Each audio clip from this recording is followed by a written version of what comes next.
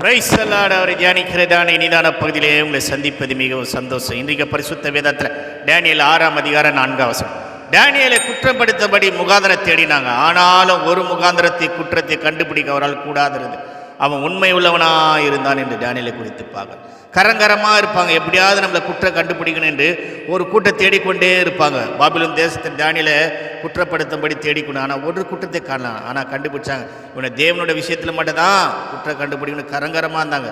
ராஜாவை நோக்கி ஒரு விண்ணப்பம் செய்கிறாங்க. ராஜாவே உண்மை தவிர வேறு எவனும் எந்த கடவுளையும் வணக்கூடாது. ஆனால் டேனியல் பால்கனியை திறந்து தேவனை நோக்கி செபிக்கிறப்போ அதை கண்டுபிடித்து ராஜா கிட்ட போய் சொல்கிறாங்க.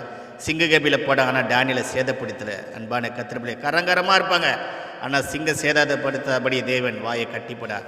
ஆனால் குற்றம் கண்டுபிடித்துல சிங்க கபிலை சேர்த்தாலும் சிங்கம் அவங்கள குதிரை காலி பண்ணிச்சு என்று பார்க்குற அன்பான கத்திரப்பிள்ளையை உன்னை அணிய கத்தர் காத்தார். குற்றம் கண்டுபிடிக்கிறவங்களை கரங்கரப்பான தேவனை சந்திப்பார்.